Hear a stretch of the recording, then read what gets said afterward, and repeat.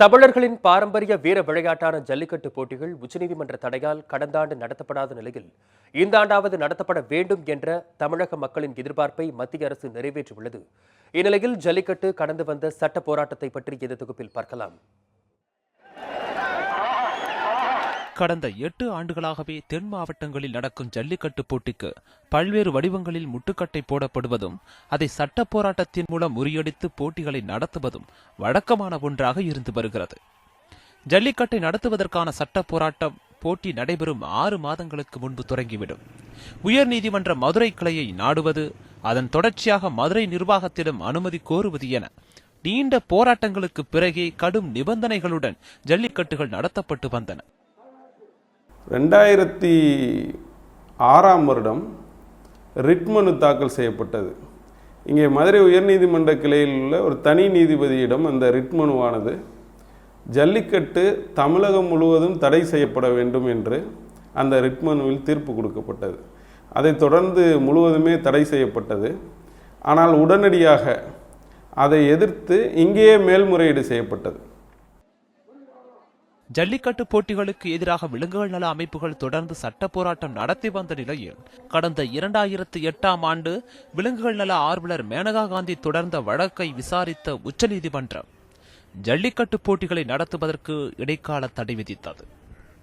எனினும் அப்போதைய தமிழக அரசு அளித்த உறுதிமொழி, தமிழக சட்டமன்றத்தில் நிறைவேற்றப்பட்ட தமிழ்நாடு ஜல்லிக்கட்டு ஒழுங்குமுறை சட்டம் 2009 ஆகியவற்றை ஏற்று ஜல்லிக்கட்டு போட்டிகளை நடத்துவதற்கு தற்காலிக அனுமதியும் அளிக்கப்பட்டது.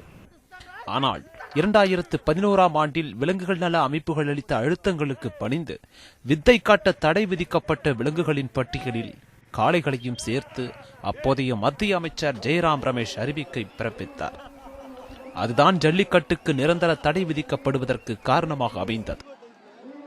சுப்ரீம் கோர்ட் என்ன சொல்றாங்கன்னா, மத்திய அரசு ஒரு சட்டம் போட்டதுக்கு அப்புறம் தடை செய்யப்பட்ட அல்ல அனுமதிக்கப்படாத ஒரு ஜல்லிக்கட்டை மாநில அரசு அதை அனுமதிக்கக்கூடாது. அதனால் மாநில அரசினுடைய சட்டம் செல்லாது.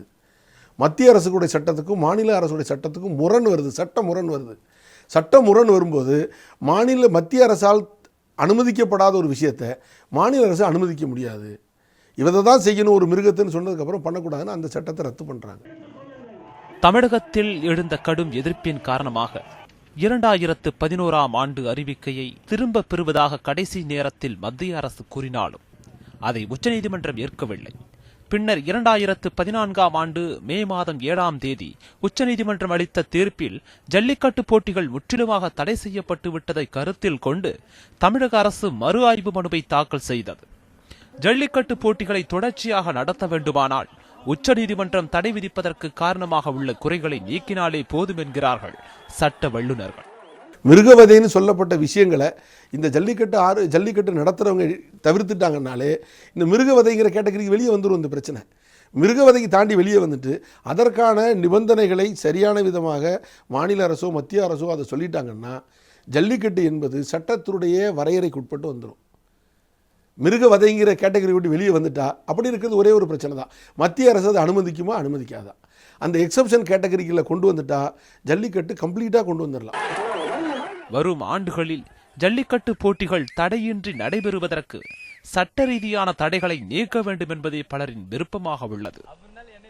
பல சட்ட தடைகளை தாண்டி இழந்து போன பாரம்பரியத்தை மீட்டெடுத்த பெருமையுடன் வாடிவாசலில் இருந்து சீரிப்பாயும் காளைகளுடன் வரும் தைத்திருநாளை கொண்டாட தென் தமிழக மக்கள் தயாராகிவிட்டனர். ஒளிப்பதிவாளர் கார்த்தியுடன் வினோத், நியூஸ் 7 தமிழ், மதுரை.